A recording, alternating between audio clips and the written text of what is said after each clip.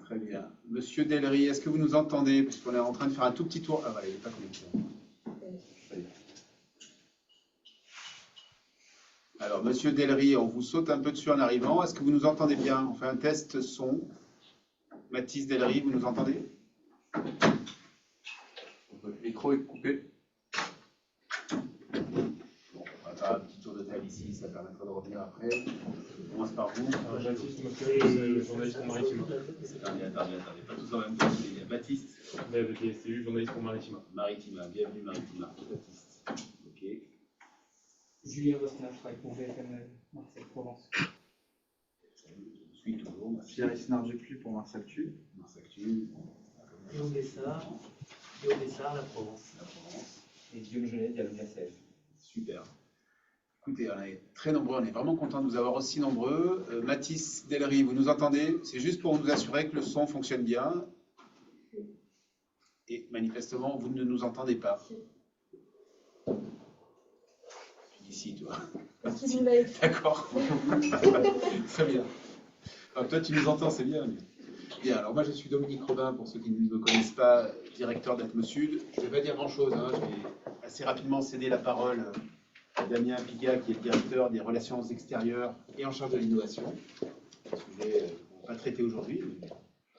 Voilà, et donc ce que l'on vous propose dans une petite vingtaine de minutes, et on pourra, je pense, l'entrecouper des questions, hein, ça allégera un petit peu, et l'idée c'est pas de faire une présentation professorale, mais vous comprenez bien ce qu'on va vous transmettre.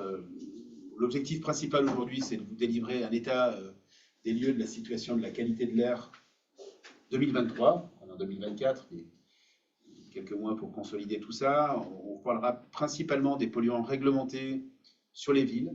Donc on a fait on a pris un parti pris. On voit quand même pas mal de choses à raconter. On va le faire à travers un indice qui est l'indice ICARE. Alors on vous en a abondamment parlé pour ceux qui nous suivent dans les séances précédentes. Et on va vous présenter en fait la version chronique. On a beaucoup évoqué dans les séances précédentes le fait qu'on avait en ligne, hein, d'ailleurs pour ceux qui nous suivent, une information toutes les heures à l'échelle de 25 mètres. Et en fait, l'indice cumulé, il permet notamment de présenter les choses aussi à l'échelle annuelle. Vous verrez un petit peu ce que ça raconte. C'est quelque chose que l'on pousse au sein de l'Agence européenne de l'environnement. Hein. C'est vraiment un sujet sur lequel on est très très actif. Et on aura l'occasion lundi, alors je ne sais pas s'il y a un point presse qui est prévu, c'est pas nous qui avons organisé cela, mais vous le savez sans doute, la présidente du Conseil national de l'air, donc Claire Pitola, qui est une Marseillaise, organise un CNA à Marseille lundi. Et on aura le plaisir de présenter ça aux membres du CNA, l'instance nationale. À cette occasion-là, je n'en dis pas plus, Damien vous décrira tout ça. Donc, état des lieux 2023, on va vous donner une perspective à 10 ans. Alors, 10 ans, c'est finalement court et long, avec une focale avant et après Covid. Il y a des choses qui ressortent, qui sont assez intéressantes, toujours sur les villes. Et puis, une mise en perspective de choses qu'on vous a déjà racontées, mais on peut difficilement passer outre, de la grille de lecture qu'apportent les nouvelles lignes directrices de l'OMS de septembre 2021. En 2021, en fait, l'OMS pour le monde a sorti finalement des nouveaux objectifs, hein, ce qu'on appelle les lignes directrices. Donc ça permet d'avoir une évaluation par rapport à la dimension sanitaire selon l'état des connaissances. Hein. Si vous suivez ça, en fait, on voit aussi que cette question-là, elle évolue. Et on vous donnera aussi une grille de lecture par rapport à la nouvelle directive européenne, qui est quasiment arrêtée maintenant, et qui fixe des seuils intermédiaires. Donc selon la grille de lecture, évidemment, on va avoir des résultats. Donc ça, c'est Damien qui va vous le présenter. Peut-être que l'on peut retenir de façon un peu globale, c'est un peu l'effet ciseau dans lequel nous nous trouvons en matière de qualité de l'air. C'est que d'un côté, Damien va vous montrer que la situation s'améliore, alors plus ou moins vite. C'est un peu ça la question qui sera développée. Et puis de l'autre, les connaissances des impacts de l'air sur la santé, et en particulier des particules dites ultra fines, hein, ce n'est pas le seul sujet, mais en tout cas, c'est les particules très très fines qui rentrent dans la circulation sanguine et qui ont des impacts maintenant, on le sait, qui sont assez systémiques, hein, en particulier sur le système, sur le cerveau. On a un peu cet effet croisé, c'est-à-dire que d'un côté, la situation s'améliore, mais les enjeux en matière de qualité de l'air sur la santé, eux, croissent. Et la demande sociale, elle, vous le savez, hein, elle est aussi plus forte parce que la prise de conscience de cette question sanitaire, finalement, elle porte aussi le sujet. Donc on est un peu dans cette question-là. Donc on pourrait dire en première instance, tout s'améliore, c'est super. On verra que les lignes d'arrivée, finalement, sont quand même encore un peu lointaines. Mais en même temps, c'est vrai que cette connaissance des impacts sanitaires, finalement, on peut bousculer ces questions-là. Donc bon, c'est peut-être le sujet principal au fond de ce qu'on va vous délivrer aujourd'hui. Et puis on va vous parler d'un sujet que l'on a travaillé avec le soutien de la région d'ailleurs, je crois que c'est le cas, qui est une nouveauté sur les indicateurs que nous produisons, qui est la façon dont la séquestration carbone, on change un peu de registre là, vous savez que les gaz à effet de serre, ils contribuent au réchauffement climatique, je pense que pour tout le monde l'a en tête, et on a jusqu'à présent comptabilisé les rejets, donc la quantité émise par les industries, les navires, les voitures, ainsi de suite. Donc ça, c'est une activité qu'on mène depuis 2007. Là, on s'est intéressé à la capacité de stocker le carbone dans les forêts, et en gros, leur croissance. Donc ce qu'on regarde, c'est pas le stock global, mais c'est la capacité chaque année à stocker du carbone, qui vient évidemment en négatif. Enfin, en positif dans le sens du climatique, mais c'est évidemment pas une émission. Voilà, donc avec une idée très simple, c'est que l'Europe, en tout cas la France, s'est fixé un objectif à 2050 de neutralité, et donc ça rentre évidemment dans la balance. Donc comment tout ça évolue, planter des arbres en quelque sorte. Je laisse la parole à Damien qui a prévu une présentation, et encore une fois, je vous propose vraiment, et y compris à distance, n'hésitez pas à lever la main, alors, pas tout le temps, si vous allez être d'accord, mais en tout cas, n'hésitez pas si vous avez une question, je pense qu'on peut l'aborder tout de suite. Alors, pour commencer, donc on va vous dresser effectivement un bilan donc des chiffres 2023. Donc, il va y avoir effectivement pas mal de chiffres, quelques courbes, je vais prendre le temps de vous expliquer. L'objectif, c'est de faire un bilan dans les principales agglomérations de la région et ensuite de se projeter justement sur les différents enjeux qu'on va avoir pour les années futures. Donc, un premier élément, donc Dominique l'a rappelé, on va vous parler donc de ce bilan chiffré au travers de l'indice cumulé de l'air, donc ICAR. Donc cet indice, qu'est-ce que c'est? Finalement, quand on parle de pollution atmosphérique, on a un grand nombre de polluants, on va avoir différents polluants. On a certains de ces polluants qui sont réglementés, et donc on va traduire finalement ces concentrations au travers d'un indice pour finalement pouvoir délivrer une information qui est unique. Et donc de pouvoir finalement présenter des éléments au travers d'un seul chiffre, et donc de pouvoir synthétiser les évolutions de ces différents polluants au travers d'un seul indice. Donc c'est finalement le schéma que l'on voit ici. On a les concentrations de polluants, on va les sommer et on va pouvoir les restituer au travers d'un indice unique.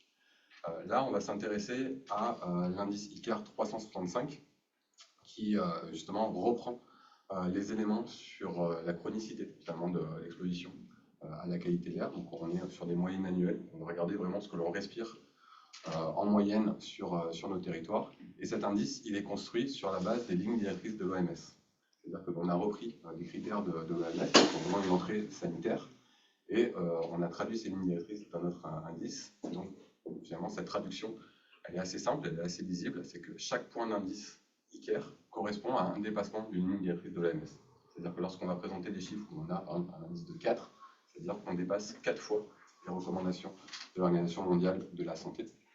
Donc ça nous permet d'avoir un indice qui est lisible, qui est assez simple à mettre en œuvre et qui peut être justement déployé sur tous les territoires. Et avec une référence sanitaire principale, puisque comme vous allez le voir, les directives européennes, c'est un équilibre avec les entrées socio-économiques. Nous, le choix que l'on a fait, c'est vraiment de se dire, au fond, la qualité de l'air, c'est la santé, et c'est le référentiel le plus important, même si évidemment il y a des points d'étape qu'on peut complètement comprendre du point de vue de l'Europe. Donc, si on rentre directement dans le vif du sujet, donc ici on vous présente l'évolution sur les 10 dernières années, justement, de cet indice ICAR 365, donc vraiment l'évolution des concentrations chroniques dans les différentes villes. Et donc on peut voir justement l'évolution de cet indice sur les principales agglomérations de la région. Donc, Nice, Marseille, Toulon, Manosque, Aix, Gap, Avignon, etc. Donc c'est les différentes couleurs qui présentent ces évolutions. Donc ce qu'on peut déjà voir sur ce graphique, on peut voir un élément assez simple, c'est que sur les 10 dernières années, on a une tendance à l'évolution, donc une amélioration de la qualité de l'air, et ça c'est une dynamique qui avait été déjà engagée depuis un certain temps, depuis plus de 20 ans, où on a une diminution des concentrations des polluants atmosphériques dans l'air. Ça, c'est vraiment un premier élément qu'on peut voir du coup sur ce graphique. Un deuxième élément qu'on peut voir, c'est effectivement la crise sanitaire en 2020 qui a effectivement mis une rupture dans ces courbes. On a eu une diminution beaucoup plus rapide à ce moment-là. Un rebond dans les années suivantes, 2021, 2022, où on a une légère augmentation. Mais quand on regarde finalement la tendance sur 2023, finalement on a quelque chose d'assez linéaire sur l'ensemble des 10 ans, où on est sur la dynamique qu'on observait justement sur les années précédentes. Un autre élément que l'on peut voir sur ce graphique, c'est que pour l'ensemble des villes de notre région, en 2023, on atteint une valeur de l'indice ICARE qui est entre 4 et 5. Ce qui signifie, comme je vous l'ai dit précédemment, ça veut dire qu'on dépasse en moyenne entre 4 et 5 fois les recommandations de l'Organisation mondiale de la santé. Donc on voit qu'on a une situation qui s'améliore de partout, mais par contre qu'on a un enjeu, notamment pour la santé, qui reste présente sur l'ensemble de nos territoires. Ça, c'est un élément important. Donc on a quand même une dynamique à l'amélioration, on a des actions qui portent leurs fruits, mais on a la nécessité finalement de renforcer ces actions-là et de les poursuivre dans le temps pour justement avec comme objectif de pouvoir atteindre ces lignes directrices de l'OMS et donc que l'air qu'on respire n'ait pas d'impact sur notre santé.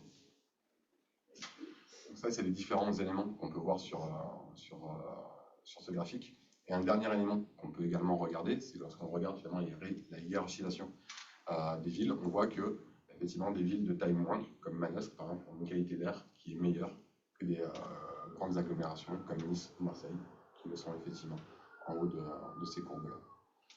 Donc ça, c'est vraiment le tableau assez général de la qualité d'air et donc de la dynamique sur les 10 dernières années. Ensuite, on va faire un zoom sur les 5 dernières années pour voir quelles ont été les dynamiques et on va les regarder. Donc là, toujours au travers de cet indice ICARE 365. Là, sur ce graphique, on présente sur une base 100 entre 2019 et 2023 par rapport à ce qu'on observait en 2019. C'est-à-dire que tout le monde se situe à 100 en 2019 et on va normaliser tous les indices par rapport à cette référence de 2019. Donc pour lire ce graphique, c'est-à-dire en 2023, si on atteint 80, c'est-à-dire qu'on atteint 80% de la valeur de 2019. Donc on a réduit de 20% la valeur de l'indice ICARE à ce moment-là. Ce qu'on observe, c'est qu'on a des dynamiques qui vont être différentes suivant les territoires. On a notamment sur Toulon une diminution qui est plus marquée et plus rapide que sur les autres territoires, où on voit qu'on a une amélioration de près de 25% pardon, de diminution de cet indice ICARE. Donc on a gagné 1,2 points sur Toulon, c'est-à-dire que finalement on a réduit de à peu près un peu plus d'une fois les lignes directrices de l'OMS. On a eu un gain sur ces territoires-là. Je t'interromps parce qu'ici on a des journalistes, oui, ça va écrire. Est-ce qu'on met un S à 1,2 points? Parce qu'on a eu cette discussion. Oui, en plus que. Ah. Mais il y en a moins de 2. C'était pas qu'on avait eu. Le pluriel commence au-dessus d'un, ouais. Moi j'ai eu l'info que le J'étais pluriel bien commence minorité au-dessus pour de tout vous nous. dire. Mais l'info vient d'où? L'info vient d'Internet, mais D'accord, ok. je vous donnerai la source à la fin. Mais bon. Pardon pour cet intermède, mais donc c'est pas tranché. Bah, on écrit, enfin, parce que je me réfère à 1,2 million par exemple. Ouais. Là, j'ai un S. En million. S. Très bien. Bon. Moi aussi, ça m'a un peu choqué, j'avoue, la première lecture. Donc pour reprendre sur la dynamique sur les différents territoires, donc on voit qu'on a effectivement une amélioration qui est plus marquée sur la ville de Toulon. On a également une amélioration qui est significative sur les villes de Nice et de Aix-en-Provence, qui sont représentées ici sur les courbes roses et les courbes bleues. On a gagné 0,7 points de l'indice ICARE. Et en haut de ces dynamiques, on a la ville de Manosque, qui a une diminution moins rapide. Mais si on reprend finalement la courbe précédente, où vous voyez finalement en valeur absolue les éléments, on était effectivement, au niveau de Manosque, on était là où la qualité de l'air était meilleure. Était meilleure. Donc effectivement, on a une diminution qui est moins rapide parce qu'on part d'un état des lieux aussi qui était déjà plus favorable. Et ensuite, on voit qu'on a sur les villes de Marseille et de Gap une diminution qui est également moindre que dans les précédentes villes. Donc là, on voit justement la dynamique sur ces territoires. Donc c'est la dynamique de l'indice ICARE. Et là, on va rentrer justement dans le détail des polluants pour pouvoir justement expliquer pourquoi on a ces dynamiques qui sont différentes sur les territoires. Donc on va d'abord regarder sur le dioxyde d'azote, donc le NO2, qui est un polluant gazeux qu'on retrouve dans l'atmosphère, qui est principalement associé à tout ce qui va être combustion. C'est principalement émis par toutes les mobilités, tous les transports, le transport routier, le transport maritime. On a également des émissions qui peuvent être associées au secteur industriel. C'est vraiment c'est un polluant gazeux qui est associé aux combustions. Ce qu'on voit donc, dans la dynamique, là pareil, on a présenté des éléments en référence à 2019. Donc, on est vraiment sur la dynamique de l'évolution des concentrations de ce polluant. On voit une première diminution très rapide entre 2019 et 2020. Donc, ça, c'était associé effectivement à la crise sanitaire et donc aux différents confinements qu'il y avait lieu sur nos territoires. Et on voit qu'en tendance, on a à peu près une diminution de l'ordre de entre 15 et 25% des concentrations de ce polluant sur nos territoires. Donc cette diminution, elle est d'une part associée à une tendance globale. En fait, on a une amélioration continue des technologies, notamment dans les véhicules. On a des motorisations qui s'améliorent, on a un renouvellement du parc routier dans nos différentes villes qui font qu'on a une diminution des émissions d'oxyde d'azote et donc une diminution des concentrations de ce polluant sur nos territoires. Donc ça, c'est une tendance globale qui explique finalement la tendance qu'on peut observer à l'échelle de la région et dans les différentes agglomérations. Et les différences qu'on va observer entre les villes sont dues à des actions supplémentaires qui sont menées dans les territoires avec des actions locales, notamment avec le développement du transport en commun et de mobilité douce qui vont être mises en œuvre dans les différentes collectivités. On voit en 2021, on a la courbe rouge, on a un rebond qui correspond donc à Marseille. La courbe rouge correspond à Marseille, où là, effectivement, on a quelque chose d'atypique qui s'est produit sur Marseille en 2021. Et donc, dans les hypothèses que l'on formule et dans l'investigation qu'on a menée, on sait que sur Marseille, on a la particularité d'avoir, c'est une ville port, et on a eu pendant la crise sanitaire notamment le stationnement de nombreux navires dans les bassins de Marseille qui étaient en fait en stationnement associé à la crise sanitaire. Ils ne pouvaient plus circuler, donc ils sont restés à quai dans les bassins de Marseille. Et ils ont continué à fonctionner également sur le moteur et donc à avoir des émissions d'oxyde d'azote. Donc de manière moindre, parce qu'il y avait finalement pas de passagers et les équipages étaient réduits, on avait quand même des émissions. Et lorsqu'on regarde la dynamique justement des émissions de ce polluant sur la ville de Marseille, donc là on vous présente l'évolution de ce qui est rejeté dans l'atmosphère de ce polluant-là à l'échelle de Marseille. On voit qu'on a effectivement, sur les dernières années, 2020 et 2021, on a eu une augmentation des émissions d'oxyde d'azote du maritime, qui est représentée ici par la courbe bleu ciel. Et on voit qu'on a un croisement des courbes avec le routier, on a une diminution du routier. 2020, on a bien cette diminution associée justement au confinement. Et par contre, on a une augmentation du maritime, là aussi associée au confinement, mais au stationnement justement de crise de ces navires dans le port de Marseille. Donc effectivement, cette variation que l'on voit ici en 2021, on peut faire l'hypothèse que c'est effectivement associé aussi à une participation justement du maritime à ce niveau de fond qu'on peut observer sur Marseille. Sur le graphique suivant, comment vous arrivez à dispatcher les sources? Alors, sur ce graphique-là, c'est effectivement, ce sont nos inventaires des émissions, c'est-à-dire qu'on va recenser toutes les sources présentes sur notre territoire qui vont contribuer justement au rejet d'oxyde d'azote dans l'atmosphère. Donc, pour arriver à ces résultats, en fait, on va comptabiliser l'ensemble des activités qui vont engendrer des sources de pollution, c'est-à-dire qu'on va, par exemple pour le routier, on va comptabiliser le nombre de véhicules qui sont en circulation sur Marseille, le nombre de kilomètres qu'ils vont parcourir. On a une connaissance du parc, est-ce que ce sont des véhicules essence, des véhicules diesel, est-ce que ce sont des véhicules récents, anciens, etc. Et pour chacun de ces véhicules, on a un facteur d'émission, on connaît les proportions qui sont émises associées à ces activités. C'est un calcul que l'on produit qui nous permet d'avoir ces estimations. Et donc là, pour les navires, c'est le nombre de navires qui vont rentrer dans le port de Marseille, leur durée d'escale, leur dimension, leur typologie, leurs caractéristiques, qui nous permettent de produire des calculs et justement de pouvoir séparer les différentes sources présentes sur les territoires. Ce qu'on peut peut-être souligner, c'est que toutes les courbes que l'on a vues jusque-là, c'était issu des mesures, d'accord? Donc c'est vraiment l'observation qui est réalisée sur les capteurs. Et là, ce que l'on vous montre, ce sont les calculs qui sont établis chaque année depuis 2007, hein, vous voyez, qui permettent en fait de comptabiliser les émissions de chacune des activités, comme tu viens de le décrire. Et c'est vrai que nous, la singularité sur Marseille, c'est vraiment cette augmentation pendant la phase Covid et un peu après, hein, en fait, on voit que ça se propage en 2021, de navires en fait, qui stationnaient là parce qu'il n'y avait plus d'activité économique. Pour poursuivre ensuite donc, sur les tendances, là on va regarder les tendances des particules fines. Donc là au début on voyait vraiment les évolutions de l'ICAR qui est composé justement de différents polluants. On a vu les oxydes d'azote. Là on va regarder les particules fines. Autant pour les oxydes d'azote finalement on avait quand même on va dire, une enveloppe assez homogène entre les territoires avec des différences qui pouvaient être plus ou moins marquées.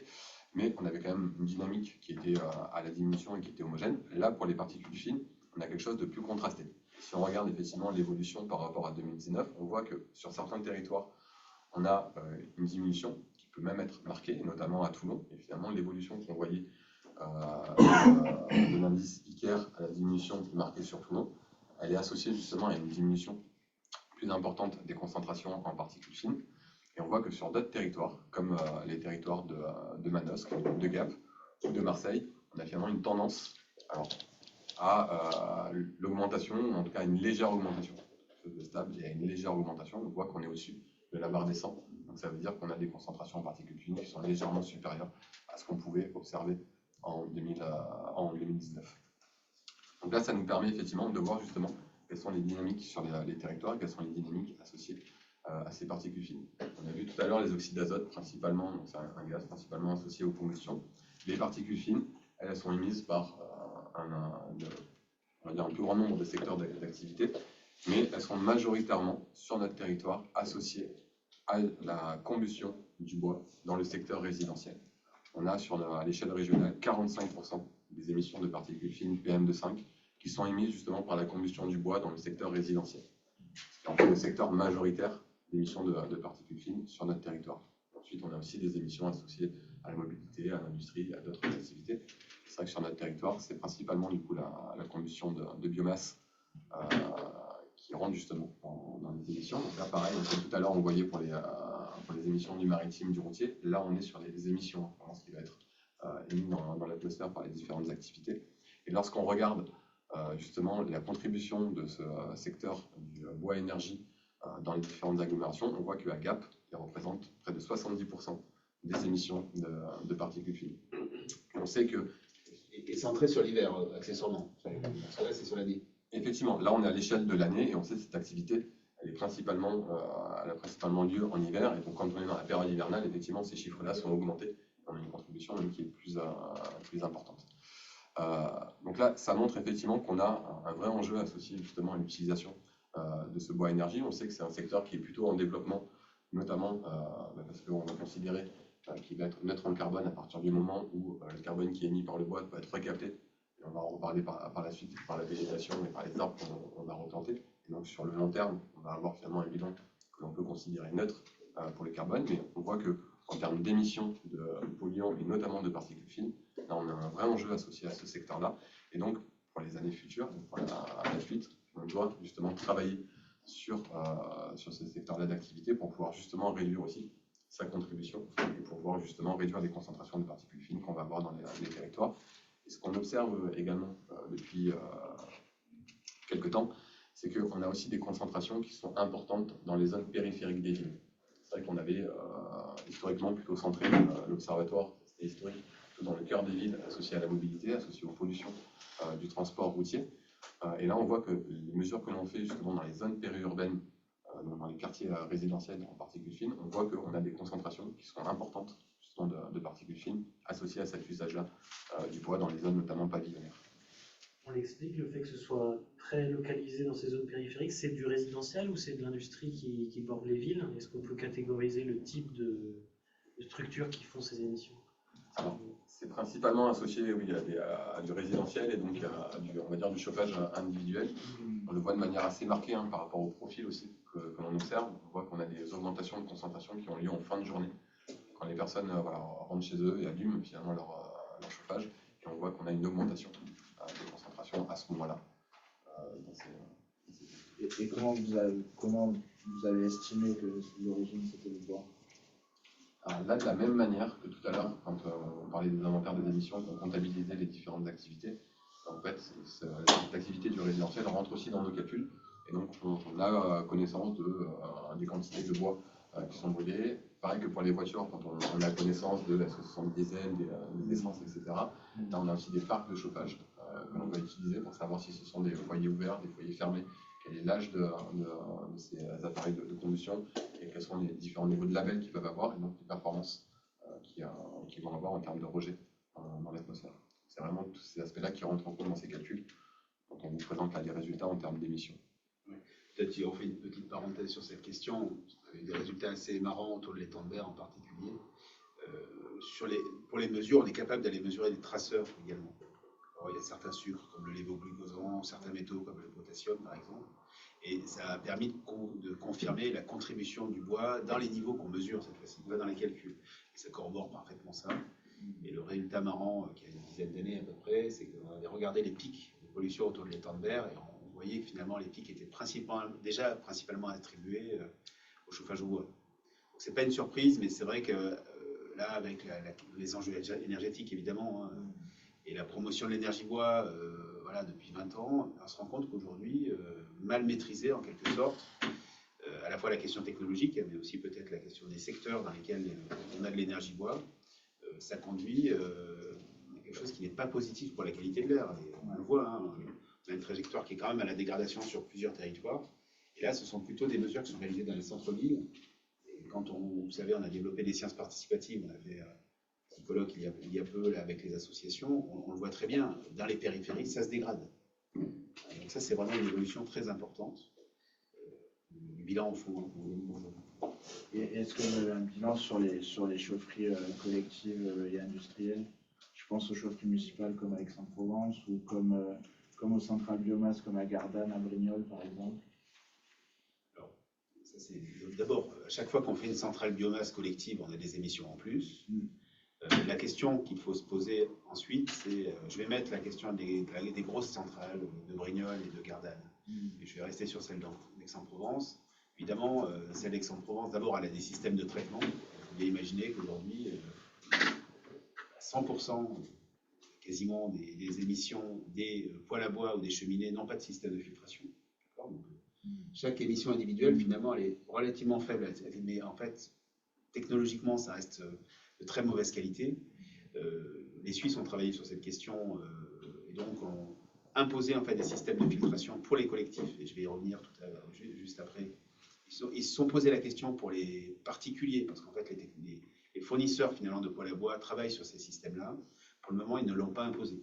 Pour une question en fait simplement d'entretien. Ils se sont rendus compte que le bénéfice-risque n'était pas forcément positif à court terme, parce que les gens, s'ils n'entretiennent pas leur filtre, il y a un risque de mettre le feu, en gros, pour traduire les choses.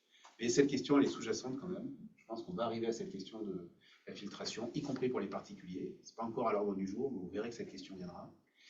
En revanche, pour les systèmes collectifs, heureusement, il y a une réglementation qui leur impose de mettre en place des systèmes de filtration. Et c'est le cas. Et donc, l'exercice, alors je pense qu'on l'avait fait, on ne l'a pas aujourd'hui, mais on pourrait vous le transmettre, c'est la quantité d'émissions canalisées par une unité industrielle versus le nombre de poêles à bois que ça remplace. Et le bilan, en général, est positif. Je dis en général parce que dans la vallée de l'Arve, ça n'avait pas été le cas.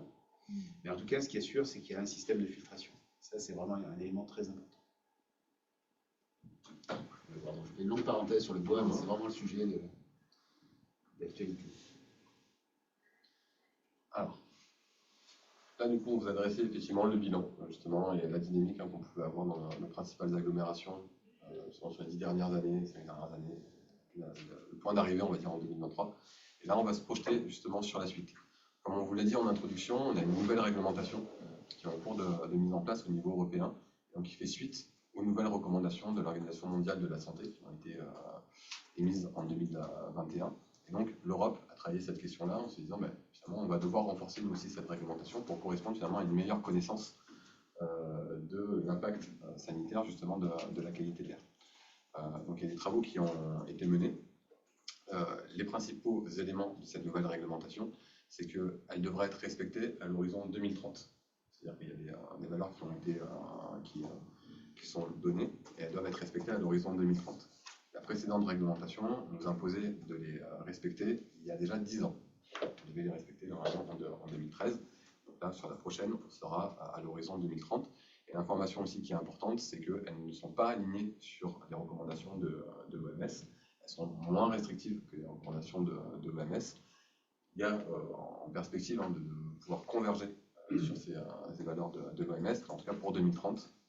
on est sur des valeurs intermédiaires et donc on renforce la réglementation. On n'atteint pas encore des valeurs de l'OMS. Je vous ai mis juste en dessous, justement, ces trajectoires et ces étapes. Dans les premiers éléments que l'on a sur la partie gauche, le 40 pour le dioxyde d'azote et le 25 pour les particules fines, c'était la réglementation actuelle qui est toujours en vigueur. Au milieu, Qui datait d'une directive de 2008, qui est quand même pas très ancienne en l'occurrence. qui est assez ancienne. Sur en dessous du drapeau européen, ce sont les nouvelles valeurs réglementaires qu'on devra atteindre en 2030. Et simplement pour donner aussi la perspective, j'ai également remis ici les recommandations de l'Organisation mondiale de la santé. Et on voit qu'elles sont 2 fois plus restrictives que les perspectives que l'on aura en 2030.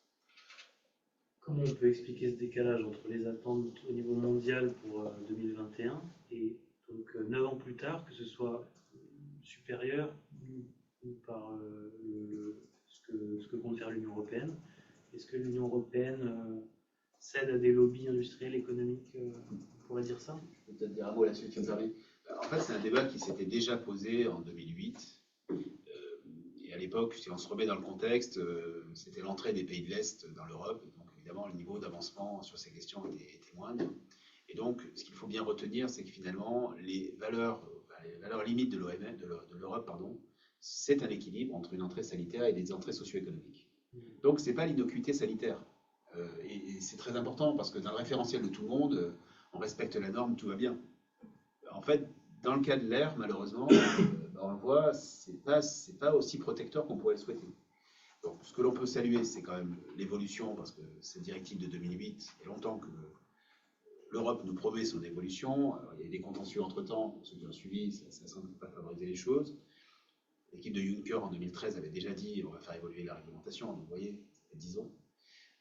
Mais en effet, les enjeux sanitaires, c'est vraiment l'OMS. Et en réalité, si on regardait d'un peu plus près, même l'OMS, et ça c'est très compliqué pour la société, a fixé des seuils. Et pour les particules, ce qu'ils ont montré, hein, les études qu'ils ont ils ont fait une synthèse des études mondiales de la connaissance, montrent qu'en fait, il n'y a pas d'effet de seuil. Donc ça, c'est un sujet compliqué, c'est-à-dire on met des seuils parce qu'il faut converger, et c'est une forme de convention en quelque sorte, pour atteindre des objectifs. Et voilà. Et un des éléments aussi qu'on peut rajouter, c'est que les seuils de l'OMS, si on les transpose aujourd'hui au territoire, c'est 100% du territoire qui est concerné de la région Provence-Alpes-Côte d'Azur. Et donc en termes d'objectifs, transposer à l'échelle européenne et évidemment avec la dimension politique, dire qu'on essaye de cibler quelque chose qui est finalement encore un peu lointain, c'est compliqué. Donc d'où les choix, hein, qui est une côte mal taillée en quelque sorte, pris par l'Europe. Mais encore une fois, ce n'est pas l'innocuité sanitaire. Je crois vraiment que c'est un point vraiment important dans la compréhension de ces seuils. C'est vrai que la volonté, c'est de pouvoir converger. C'est un peu la même question que le climat. Hein. L'objectif, c'est d'atteindre une neutralité carbone. C'est des objectifs lointains et on a des points d'étape pour justement atteindre ces objectifs. Effectivement, cette réglementation européenne, c'est un point d'étape pour justement pouvoir converger ensuite vers justement ces recommandations de l'OMS. Pour illustrer ça, en 2008, quand la question s'est posée, l'Europe a fixé donc 25 pour les particules fines. Dans le même temps, aux États-Unis, ils étaient en train de fixer les seuils de 15 à 14. Et l'OMS, c'était 10. Les choses ont un peu évolué aussi. Mais c'est tout ça pour dire, hein, que les référentiels normatifs ne sont pas toujours très simples à comprendre. Donc, si on part sur cette base-là, on a fait un exercice où on s'est projeté dans des scénarios par rapport justement à cette réglementation en 2030, pour voir si on avait effectivement des enjeux associés à cette nouvelle réglementation. Est-ce qu'on allait avoir un enjeu par rapport à ce respect-là? On a travaillé sur 2 scénarios. Un scénario qu'on appelle le scénario stable. En fait, on considère qu'on va avoir les mêmes concentrations que l'on a en 2023 à cet horizon 2030. En fait, ça se traduit par, on n'a pas d'actions supplémentaires qui seront mises en place sur les territoires. C'est le scénario stable. Et un scénario qu'on appelle un scénario tendanciel, dans lequel on va conserver la dynamique dans laquelle on est jusqu'à 2030. Donc, en fait, on aurait une diminution qui continuerait jusqu'à cet horizon 2030, et ça traduit derrière que l'on aurait donc des actions supplémentaires qui seraient mises en œuvre avec la même efficacité que l'efficacité qu'elles avaient eue jusqu'à présent. C'est-à-dire qu'on aura donc, par exemple, sur les évolutions technologiques, on considère dans ce scénario tendanciel que les futures évolutions auraient le même impact que les évolutions précédentes. Ce qui est quand même un scénario très optimiste, parce que finalement, au fur et à mesure où on réduit les émissions, c'est de plus en plus dur de pouvoir justement continuer cette dynamique et de continuer à les réduire. Et donc ça nous permet finalement d'avoir, on va dire, l'enveloppe de la courbe de ce qui peut être mis en place à cet horizon 2030 avec les dynamiques. Je t'interromps juste un instant parce que ce que tu as montré avant illustre bien. On voit que par exemple sur les particules, si on prend la trajectoire depuis 10 ans et qu'on prolonge la courbe, en fait on a une baisse. Et on voit aussi que depuis le Covid et la crise en Ukraine, en fait, tout ça, ça compte évidemment. Hein. On voit que le bois énergie étant assez mal maîtrisé, on arrive à un plateau. Même tu as parlé de légère hausse, même sur certains territoires. Donc c'est vrai que la question de la trajectoire pour les années qui viennent, pour les 7 ans qui viennent, c'est quand même un sujet. Donc, on est dans une perspective plutôt optimiste, tu l'as dit. Voilà, il y aura quand même matière à regarder ça de près. Et donc là, sur ce graphique, on va regarder les enjeux réglementaires donc, associés aux oxydes d'azote. Le NO2, on a donc les deux scénarios que je vous ai présentés. Donc en orange jaune clair, on a donc ce scénario stable. En orange foncé, on a le scénario tendanciel plutôt favorable. Et on regarde quelle est la part des populations qui vont être exposées justement à des dépassements de ces valeurs réglementaires. Et donc on voit que si on conserve le scénario stable, si on se projette finalement avec les concentrations d'aujourd'hui en 2030, on a à peu près un tiers de la population de la métropole Aix-Marseille qui serait exposée à des dépassements de valeurs réglementaires et pas loin de 40% sur la ville de Nice. L'agglo également. L'agglo également. Donc voilà, un tiers sur Aix-Marseille, c'est plus de 300 000 habitants qui seraient concernés. Si on regarde ce scénario tendanciel, donc si on a des actions qui permettent d'avoir la même efficacité, donc de continuer à diminuer les émissions sur nos territoires, on voit qu'on a encore des enjeux également réglementaires à l'horizon 2030. On aurait un peu plus de 15% sur Aix-Marseille de la population qui serait concernée, à peu près équivalent sur Nice, on aurait également sur Toulon et un peu moins sur Avignon. Donc, ceci, ça montre que l'on a besoin, d'une part, de conserver la dynamique, d'avoir des actions qui vont justement permettre d'améliorer et de réduire les émissions, mais qu'on doit également les renforcer et accélérer si on veut justement être au rendez-vous de 2030 pour pouvoir justement respecter cette nouvelle réglementation. Là, je vais juste sortir quelques instants de... Tu cherches, ça me permet de compléter un tout petit peu. Et donc là, en bas, tu as écrit il faut renforcer les actions sur la mobilité. Moi, je dirais il faut renforcer les actions sur les mobilités. Parce qu'on a bien vu, hein, aujourd'hui, on a, par exemple pour Marseille, mais à Toulon, on a un point aussi qui est important. On a l'action, on va dire, dans toutes les villes sur la voiture, évidemment, qui est un enjeu premier. Mais on voit aussi que la singularité de nos territoires, c'est aussi cette question maritime qui est renforcée finalement. Et donc, voilà, tous les plans d'action et les programmes qui sont liés à Escale Zéro Fumée en particulier, voilà, il y a vraiment une importance grande pour que ça se mette en place. Donc, sur la question de NO2, voilà, je voulais simplement vous montrer aussi une carte. Alors, je montre aussi de quelle manière on y accède, parce que ce sont des informations qui sont effectivement, toutes les informations qu'on vous présente sont des informations qui sont publiques. On est sur la page d'accueil de notre site internet. Si vous arrivez sur la page d'accueil, il y a un petit onglet en haut qui s'appelle Année, qui permet justement de retrouver les éléments année par année et les informations chroniques justement des différents polluants.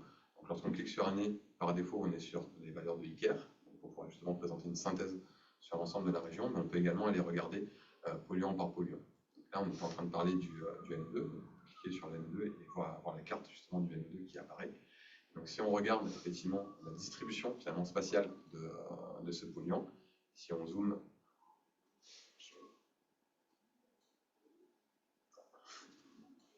je vais réussir, comme ça.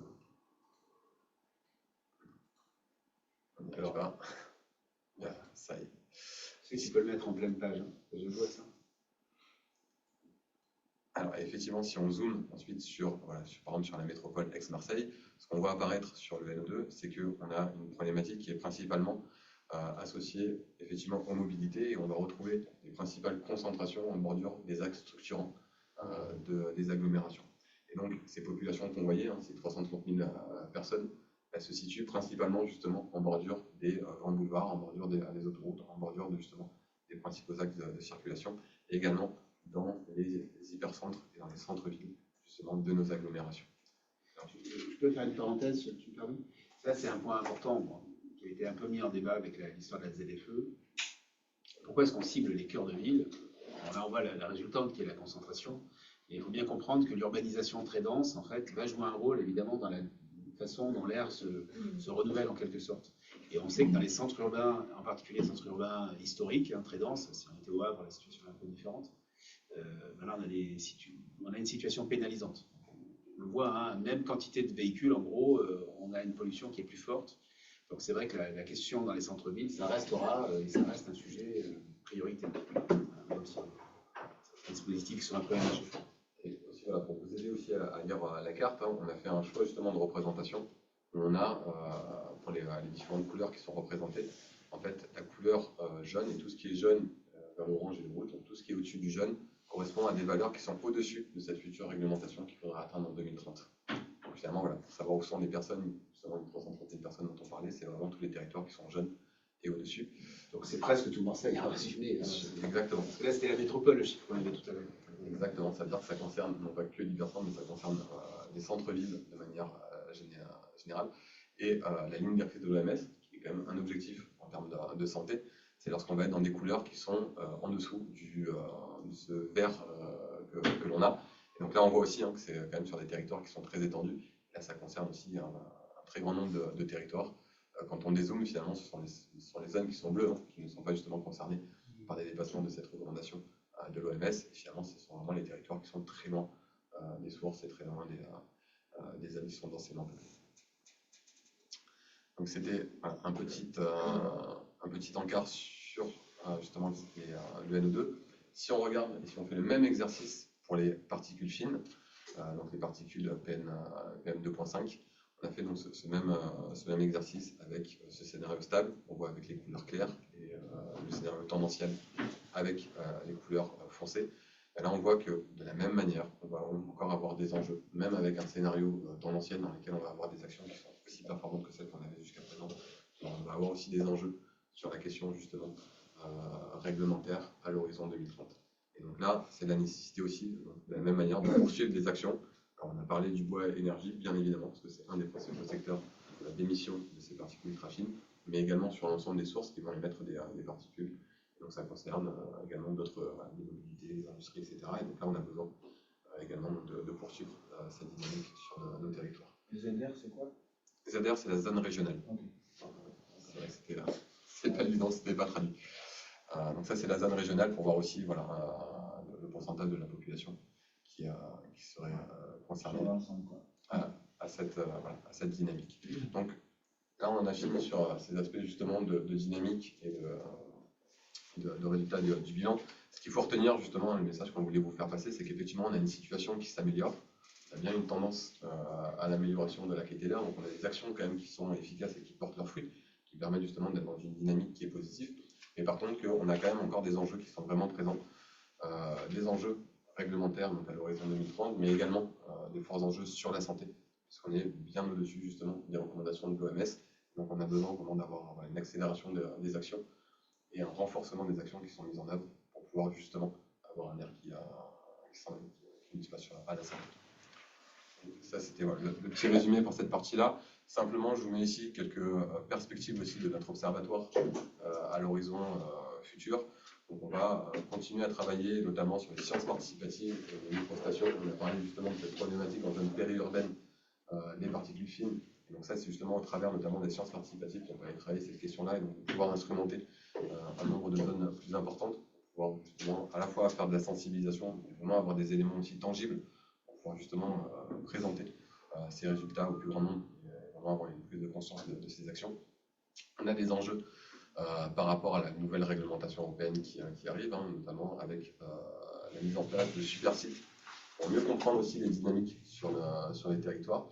Et donc nous, on a la chance en région d'avoir des super sites, donc c'est-à-dire des sites qui sont instrumentés et qui vont mesurer un très grand nombre de composés et qui vont pouvoir séparer justement les particules ultra fines, quelles sont leur taille, etc., quelle est la nature chimique des particules, quelles sont la nature des différents composés qu'on va mesurer. Et on a des super sites justement sur la zone industrielle autour de l'étang de Berre. On a un super site à Marseille-Longchamp, donc en centre urbain, et on a un super site au niveau de l'Observatoire de Haute-Provence, qui est un site rural. Là, on couvre effectivement, on va dire, les trois grands environnements de type de pollution qu'on peut avoir. Et l'Europe, justement, demande d'avoir des super sites en région pour vraiment mieux comprendre, mieux caractériser la pollution dans ces différents environnements. Sur des plateformes aussi conjointes avec l'AMU, en l'occurrence sur Marseille, sur les mesures au Maroc. C'est des sujets qui vous intéresseraient, ça. Des fois, on se censure un peu, nous, sur d'aller voir un super site avec la diversité, dire ce que ça raconte, ou c'est un peu loin, peut-être des préoccupations. Ouais, c'est vrai. Marion, tu notes ça. Donc on les appelle super parce qu'ils ont super toute la collaboration qu'il y a derrière avec les. Ouais, il y a des grosses machines, ça mesure plein de choses plus rapidement et ça permet d'atteindre des processus. Longchamp, c'est une belle, c'est une belle station. Il y a beaucoup de choses. Et sur les temps de mer, il est où À Port-de-Bouc.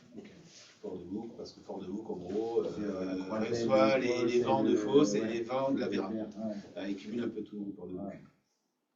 Effectivement, sur Marseille, c'est un des plus beaux sites d'Europe. Pudiquement, mais on a vraiment des collaborations et on a eu différents projets dans lesquels il y avait même des universitaires de l'ensemble de l'Europe qui viennent justement sur ce site-là pour justement bénéficier de l'ensemble des appareils de mesure qui sont présents sur ce site. On fera un truc là-dessus, je pense. Voilà. Et très rapidement aussi, donc on a des mesures qui sont en cours dans les zones alpines, là aussi, pour aller traiter cette question-là, des particules fines dans des territoires plus lointains. On n'avait pas forcément instrumenté à la même hauteur que les zones urbaines jusqu'à présent. Et ensuite, on a des actions sur les zones industrielles, sur les zones portuaires, sur les zones où on a des nuisances qui nous sont remontées. Là, pour également renforcer justement notre surveillance dans ces territoires-là. Et on a aussi des enjeux sur des polluants qui vont être émergents, notamment les pesticides, qui sont un sujet important que l'on poursuit. Donc, alors, deuxième chapitre de la présentation. Là maintenant, on était sur la qualité de l'air jusqu'à présent, donc vraiment les impacts sanitaires. Là, on va parler du climat et notamment de la trajectoire vers la neutralité carbone.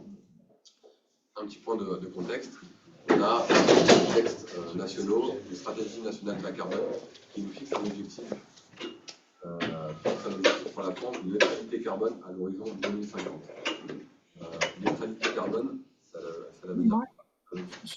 Désolée de vous interrompre, il y a un bruit qui m'empêche d'entendre. Personnellement, j'entends plus rien. Je ne sais pas ce que c'est. Et je vous entendais plus du tout, du coup. Excusez-moi. Est-ce que vous ne nous entendez plus maintenant ou ça c'est revenu? Là, c'est mieux, ouais. C'est mieux. Et Damien, vous parlez un peu fort. Parce que c'est vrai que ce n'est pas toujours très audible. Vraiment, sur les Oui, le fins son est faible. c'est ça. Sur les fins de phrases, moi, je vous entends plus du tout depuis quelques minutes.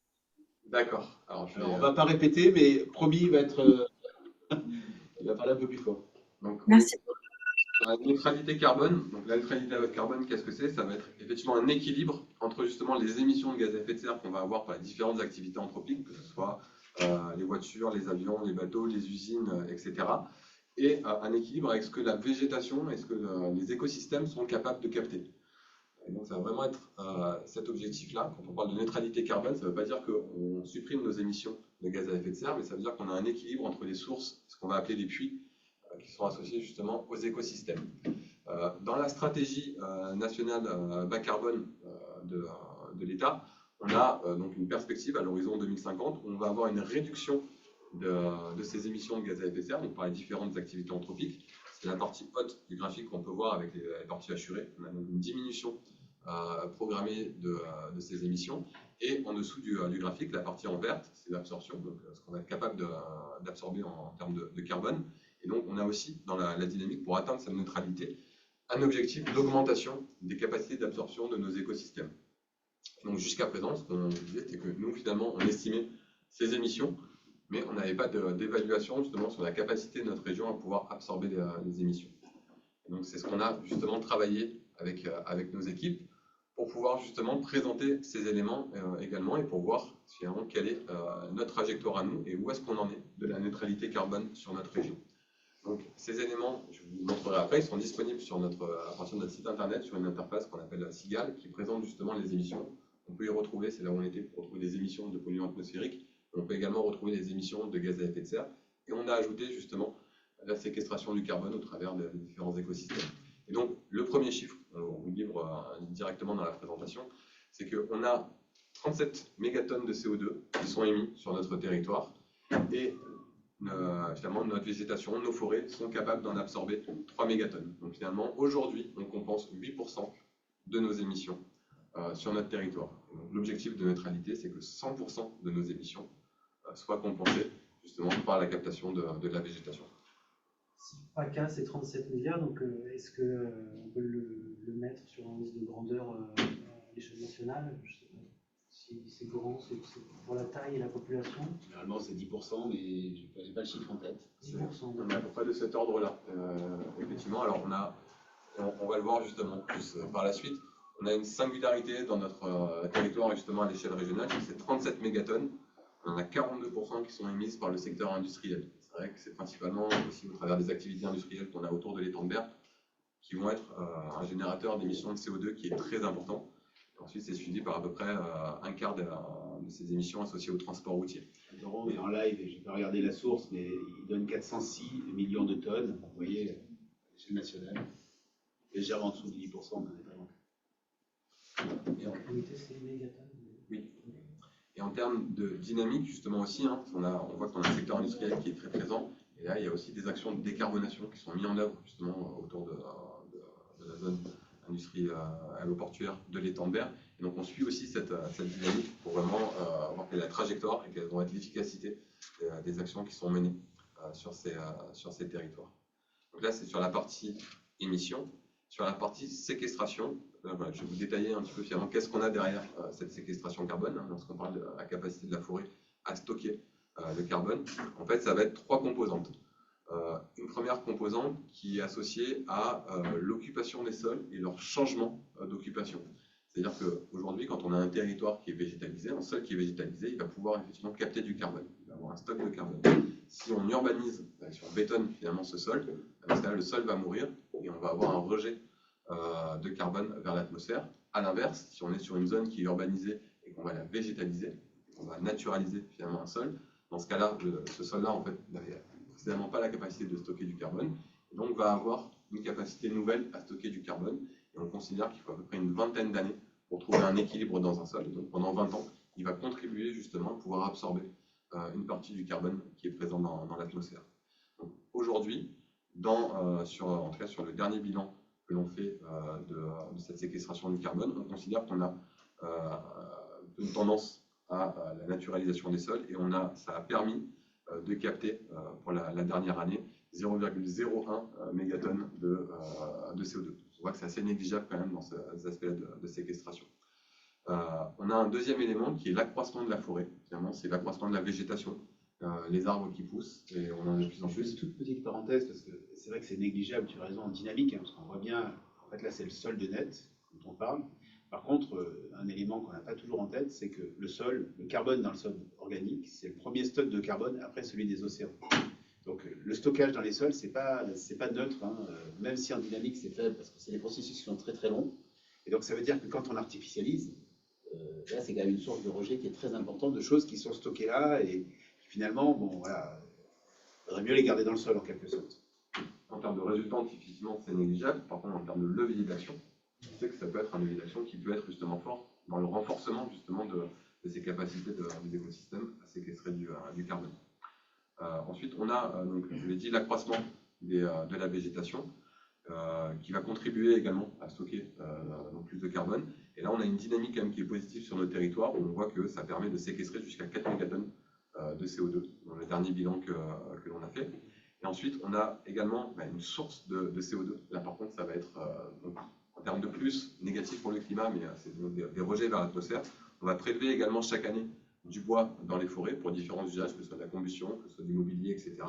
Et là, donc, on va en fait enlever 1 mégatonne de carbone dans nos forêts. Et donc, le bilan de tout ça nous fait donc les 3 mégatonnes qui sont séquestrées par année sur notre territoire. Mégatonnes, c'est 1 million de tonnes. Je pense qu'on peut le dire parce que ça permettra, si vous avez d'autres référentiels. Hein. Oui. Alors, là, on a fait un petit focus justement sur la question du bois. Donc, comme je vous l'ai dit, on a 1 mégatonne de CO2 qui sont prélevés dans nos forêts pour justement différents usages, que ce soit pour le bois énergie ou d'autres usages. Et dans nos inventaires des émissions, on sait également les quantités qui sont brûlées à un usage justement énergétique dans le cadre justement des modes de chauffage. Donc on voit qu'on a 1,6 mégatonnes de CO2 qui sont émises dans l'atmosphère associées justement à cet usage du bois. Donc on voit que finalement, on consomme plus sur notre territoire que ce qu'on récolte. Ça veut dire qu'on a une importation.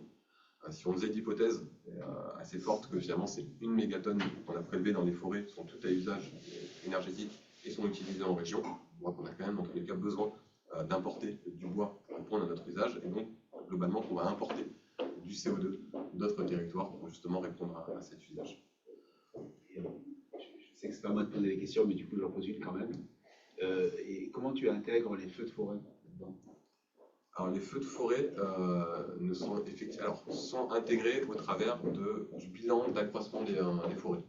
C'est dans ce delta-là que Oui, c'est pas du bois qui est prélevé en fait pour un usage particulier, c'est au travers de la quantité, on va dire, de végétaux qui sont présents sur notre territoire. Ensuite, on a regardé un deuxième élément. Alors, on va mettre sur le bas, vous pouvez voir. Finalement, on s'est posé la question, mais est-ce qu'on a quand même un bilan carbone qui est positif par rapport à justement cette utilisation du bois énergie. Donc, comme on l'a dit, on a 1 mégatonne de bois qui est prélevé dans nos forêts. On a 1,6 qui est utilisé dans la combustion. C'est 1 mégatonne qui sont prélevés. En fait, on ne sait pas aujourd'hui s'ils sont utilisés dans la combustion ou pour du mobilier, parce qu'on n'a pas forcément l'usage directement qui est associé. Et donc, ça veut dire que finalement, nous, on va consommer 1,6 mégatonnes. Et on peut dire que dans l'ensemble, on peut être entre finalement 1,6 et 2,6 mégatonnes qui sont justement associées à cet usage du bois. On peut considérer également que c'est 1 mégatonne, elles sont prélevées dans les forêts pour un usage, on va dire, informel, par les particuliers, etc., qui ne rentrent pas dans ces éléments-là. Et notre forêt, aujourd'hui, elle a la capacité, justement, de pouvoir capturer 4 mégatonnes grâce à son accroissement. Donc, on voit qu'on est quand même sur un bilan, aujourd'hui, qui est actuellement positif, associé à ce bois énergie, où on va quand même plus séquestrer de carbone d'origine biomasse, on va dire naturelle, que ce qu'on va en émettre.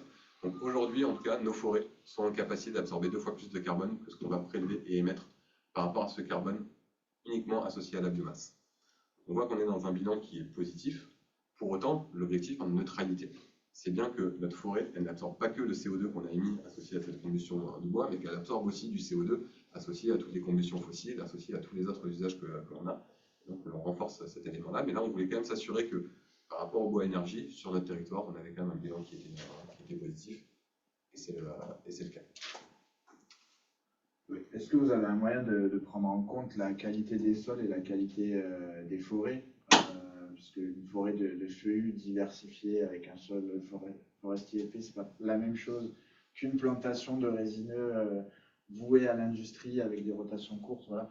Est-ce que vous avez un moyen de prendre en compte en fait ces différences de qualité Alors, on les prend de manière assez, on va dire, macroscopique, mais effectivement, ça rentre quand même dans les calculs que l'on fait. On travaille justement avec l'IGN, avec l'ONF, etc., pour avoir des éléments justement là-dessus. Après, c'est vrai qu'on ne travaille pas au niveau d'une parcelle. On est dans des choses qui sont plutôt macroscopiques, avec une occupation des sols généralisée. Mais c'est effectivement quand même des éléments qui sont pris en compte. C'est la différence entre les différents types de forêts qu'on va avoir, les différents types de prairies qu'on peut avoir. Pour justement avoir un bilan de carbone qui est le plus représentatif possible. Et est-ce que vous avez une vue aussi sur la sécheresse, puisque en période de sécheresse, les forêts peuvent relâcher du CO2, enfin, c'est ce que commencent à raconter un certain nombre de scientifiques. Oui, alors ça, effectivement, ce sont des choses. Alors, aujourd'hui, on est sur des facteurs moyens de captation et d'émission.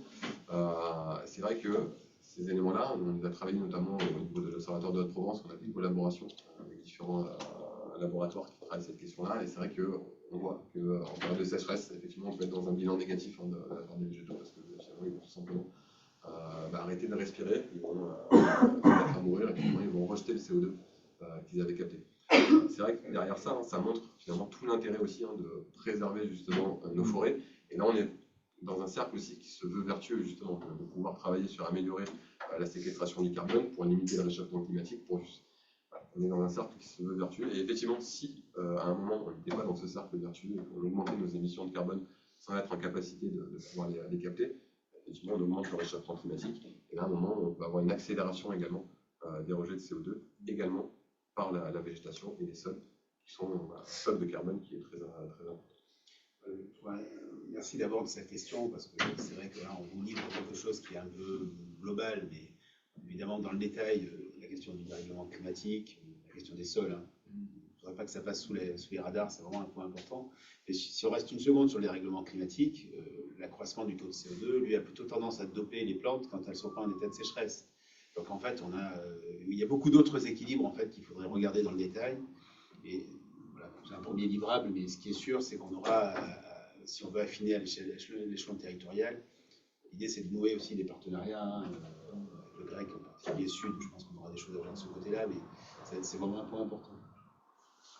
Ouais. Là, ensuite, j'ai passé assez vite. Donc là, je vous ai présenté quelques résultats à l'échelle régionale. Les calculs que l'on produit, ils sont à une échelle qui est communale. Ils sont disponibles sur notre outil SIGAL. Simplement, là, je vais vous illustrer quelques éléments et après, on pourra aller sur la plateforme pour vous montrer justement comment on peut retrouver ces éléments. Un premier élément, c'est quand on arrive sur l'interface, on peut voir des territoires qui sont verts, des territoires qui sont rouges. Des territoires qui sont verts, ça veut dire que finalement, on a un bilan qui est positif. Donc, on va plus séquestrer de carbone que ce qu'on va émettre. Et donc, on a listé ici justement les différents EPCI qui étaient en capacité de pouvoir stocker du carbone plutôt qu'ils émettent, et les territoires qui sont rouges sont effectivement des territoires dans lesquels on va plus émettre que ce qu'on va être en capacité de séquestrer. Là, on a la liste des territoires sur lesquels on va séquestrer du carbone. Comme je vous l'ai dit, on est à l'échelle de la commune, et donc ensuite, quand on clique sur un territoire, sur une EPCI, on peut avoir justement le détail communal, et on va retrouver exactement ces mêmes informations sur les territoires, donc avec des communes qui vont être vertes, qui vont être en capacité de séquestrer, des communes qui vont être rouges, qui elles vont être plutôt en capacité qui vont émettre du carbone. Donc là, on a pris l'exemple de la métropole de Nice-Côte d'Azur, qui est un exemple assez marquant. On voit une nette différence entre finalement les territoires qui sont du littoral, qui sont urbanisés, et les territoires plus ruraux, qui eux sont beaucoup moins urbanisés, dans lesquels on va retrouver une végétation qui est plus présente.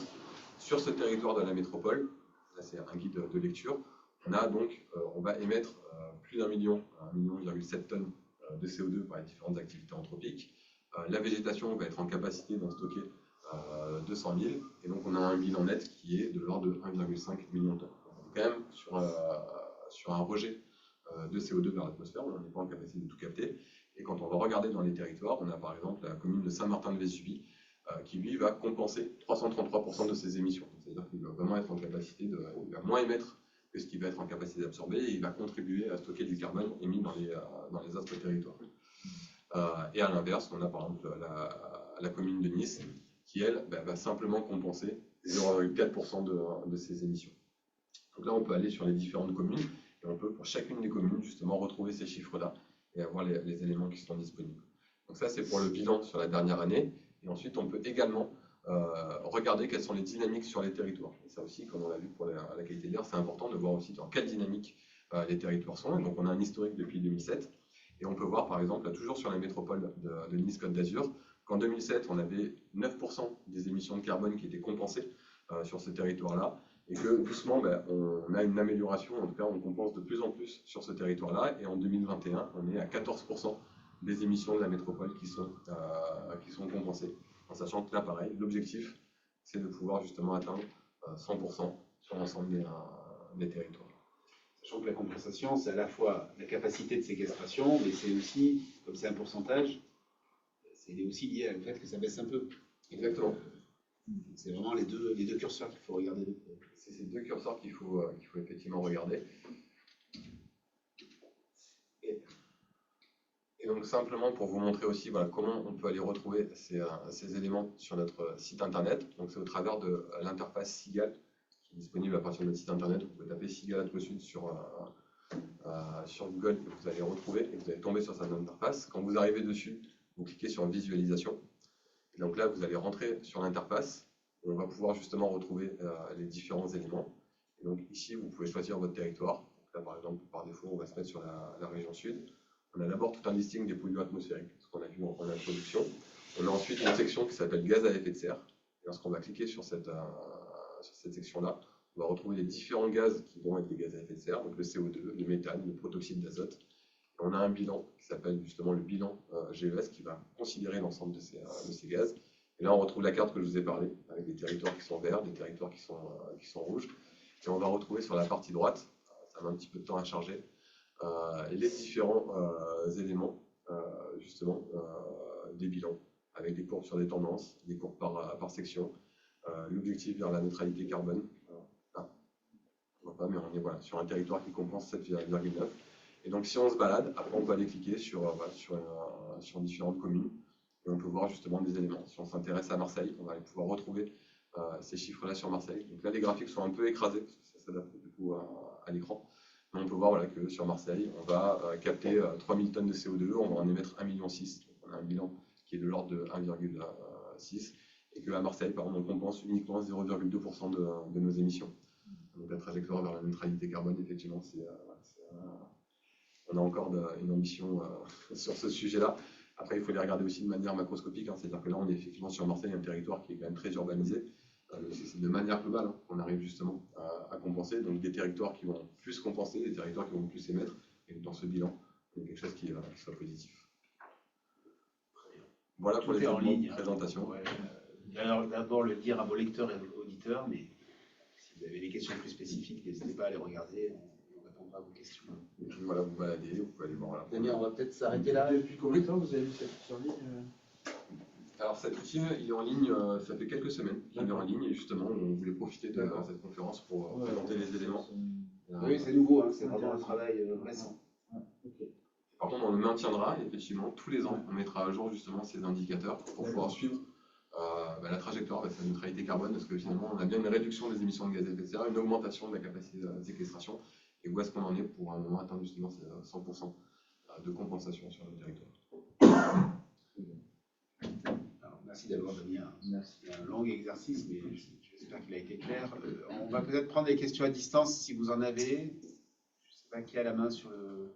C'est toi, je vois Marion. C'est des annonces. D'accord. Je vois une. Ça a dû être tellement clair où vous êtes assoupi. Bon, n'hésitez pas, en tout cas, on reviendra vers vous. Est-ce qu'il y a des questions ici? Oui. Peut-être la manière dont on voit les villes portuaires. Vous avez quand même largement insisté sur le poids de la force de navires, de gros bateaux qui tournaient pour rien pendant le Covid, l'arrêt de l'économie. Mais est-ce qu'on a aussi une photographie d'autres ports de France, je sais pas, Le Havre, La Rochelle? Est-ce qu'on fait des liens entre donc voilà, Marseille et les autres villes portuaires? Est-ce qu'on a quand même la confirmation, en élargissant la zone d'analyse, que les bateaux sont concrètement, tirent vers le bas le bilan carbone des littoraux? Alors, il y a un aspect sur la qualité de l'air et après sur les bilans carbone. Effectivement, cette activité maritime, elle a un impact sur la qualité de l'air. Elle va contribuer effectivement à augmenter la présence de polluants atmosphériques dans l'atmosphère, et donc elle va contribuer à avoir un niveau de fond qui va être plus important lorsqu'on a la présence de ces sources-là. Ça, c'est effectivement une certitude. Après, quand on regarde la distribution des concentrations, lorsqu'on a regardé sur les cartes, on voit que ce n'est pas la seule problématique, hein, et là où on est le plus exposé, c'est aussi à proximité des axes routiers, à proximité d'autres sources. On peut répondre très simplement. Aujourd'hui, on sait qu'on a. Est-ce que les bateaux à Marseille ont un poids supérieur à ce qu'ils ont dans d'autres villes portuaires? On n'a pas forcément la réponse à cette question, mais par contre, ce que l'on peut dire, c'est que quand on regarde les dynamiques d'activité, l'activité maritime, elle, est toujours dans une tendance croissante. D'accord? Parce que les marchandises, elles continuent d'être mondialisées.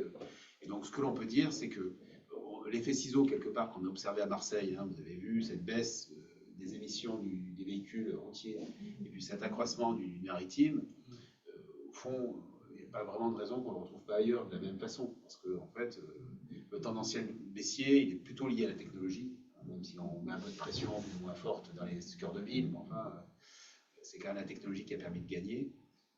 En revanche, sur le maritime, on a cet accroissement des trafics de marchandises, il doit y avoir des aléas locaux, mais enfin, je pense que vraiment, en global, ça fonctionne assez bien.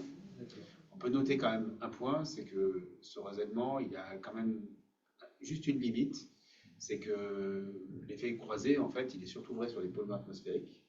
Mais quand on regarde les émissions du carbone des véhicules routiers, en fait, ils ne sont pas vraiment à la baisse. Parce qu'en fait, il y a eu la mode des SUV, et donc à la fin, il y a eu des performances plus fortes sur les filtrations de polluants. Donc, ça, c'est tous les efforts qui ont été faits sur le diesel, hein, pour réduire en particulier les particules fines, puis les oxydes d'azote, si vous avez un peu suivi ces questions-là. Par contre, sur le carbone, les performances sur les véhicules routiers ne sont pas très bonnes aujourd'hui.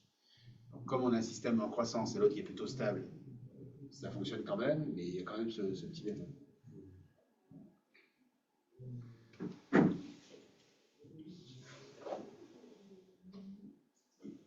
Baptiste, non? Pas forcément une question. Très bien.